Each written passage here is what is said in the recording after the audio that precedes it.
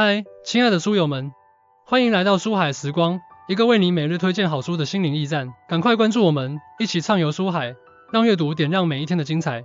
亲爱的观众朋友们，大家好，今天我将带领大家走进一本在中国文学批评史上具有里程碑意义的著作《人间词话》。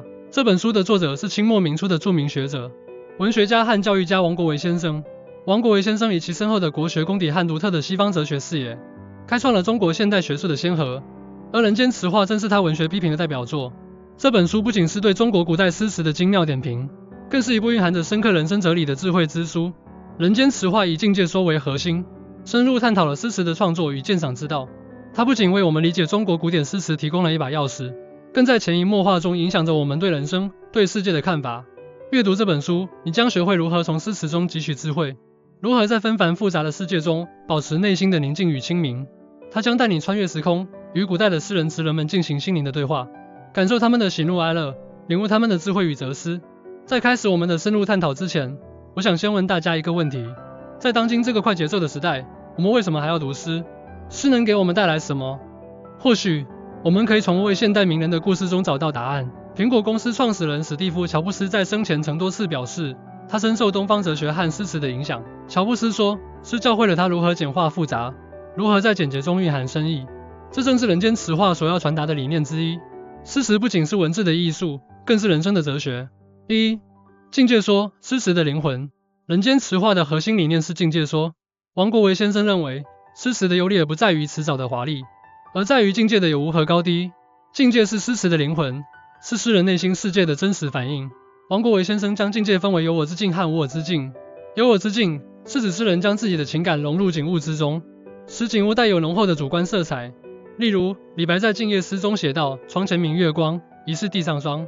举头望明月，低头思故乡。”这里的月光和霜不仅是自然景物，更是诗人思乡之情的寄托。无我之境则是指诗人将自己的情感融入景物之中，达到无我两忘的境界。例如，王维在《鸟鸣涧》中写道：“人闲桂花落，夜静春山空。月出惊山鸟，时鸣春涧中。”在这首诗中，诗人仿佛与自然融为一体，达到了宁静致远的境界。阅读人间词话，我们可以学习如何在自己的生活中创造境界。无论是在工作还是生活中，我们都可以尝试将情感融入事物之中，使平凡的事物变得富有诗意。例如，在工作中，我们可以通过设定目标，追求卓越来创造有我之境；在生活中，我们可以通过冥想、瑜伽等方式来达到无我之境，从而获得内心的宁静与平和。王国维先生在《人间词话》中写道：“持以境界为最上，有境界者自成高阁，自有名句。”这句话深刻揭示了境界在诗词中的重要性，也为我们理解诗词提供了一条清晰的路径。词与人生，诗词中的智慧。《人间词话》不仅是一部文学批评著作，更是一部蕴含着深刻人生哲理的智慧之书。王国维先生通过点评古代诗词，揭示了其中蕴含的人生智慧。王国维先生认为，诗词是诗人对人生的深刻思考和感悟。例如，辛弃疾在《青玉案·元夕》中写道：“东风夜望花千树，更吹落，星如雨。宝马雕车香满路，凤箫声动，玉壶光转。”一夜鱼龙舞这首词描绘了元宵节的繁华景象，但在这繁华背后，诗人却感受到了人生的短暂和虚无。通过阅读《人间词话》，我们可以从古代诗词中汲取人生智慧。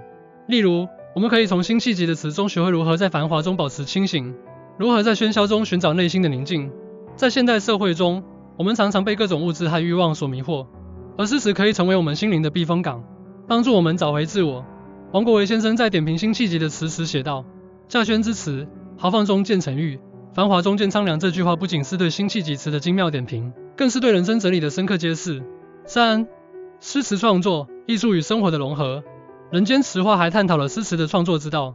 王国维先生认为，诗词创作不仅是艺术的表现，更是生活的体验。王国维先生强调，诗词创作需要诗人对生活有深刻的体验和感悟。例如，陶渊明在《饮酒起舞》中写道：“结如在人境，而无车马喧，问君何能尔。”心源的自篇这首诗描绘了诗人远离尘嚣，回归自然的生活状态，正是诗人对生活的深刻体验和感悟的体现。阅读人间词话，我们可以学习如何将艺术与生活融合在一起。在日常生活中，我们可以通过观察、体验、感悟来积累创作素材。例如，在旅行中，我们可以尝试用诗词记录下自己的所见所闻所感；在工作中，我们可以通过诗词来表达自己的情感和思考。这样不仅可以提高我们的创作能力，更可以使我们的生活变得更加丰富多彩。王国维先生在《人间词话》中写道：诗人对宇宙人生，须入乎其内，又须出乎其外。入乎其内，故能写之；出乎其外，故能观之。这句话深刻揭示了诗词创作的奥秘，也为我们提供了创作的方向。4. 诗词鉴赏，心灵的对话。《人间词话》还为我们提供了一套独特的诗词鉴赏方法。王国维先生认为，诗词鉴赏不仅是文学的欣赏，更是心灵的对话。王国维先生强调，诗词鉴赏需要读者与诗人进行心灵的交流。例如，在鉴赏李白的《将进酒》时，我们不仅要欣赏诗中的豪放与洒脱，更要理解诗人内心的孤独与无奈。通过阅读《人间词话》，我们可以学习如何进行有效的诗词鉴赏。在日常生活中，我们可以尝试从不同的角度去欣赏诗词，例如从历史背景、作者生平、创作背景等方面去理解诗词的内涵。这样不仅可以提高我们的鉴赏能力，更可以使我们与古代诗人进行心灵的对话，从中获得启迪和感悟。王国维先生在点评李白的《将进酒》时写道：太白之诗，豪放中见孤独，洒脱中见无奈。这句话不仅是对李白诗的精妙点评，更是对人生哲理的深刻揭示。亲爱的观众朋友们，以上就是我们今天对《人间词话》的介绍。这本书以境界说为核心，深入探讨了诗词的创作与鉴赏之道，揭示了其中蕴含的人生智慧。它不仅是一部文学批评著作，更是一部蕴含着深刻人生哲理的智慧之书。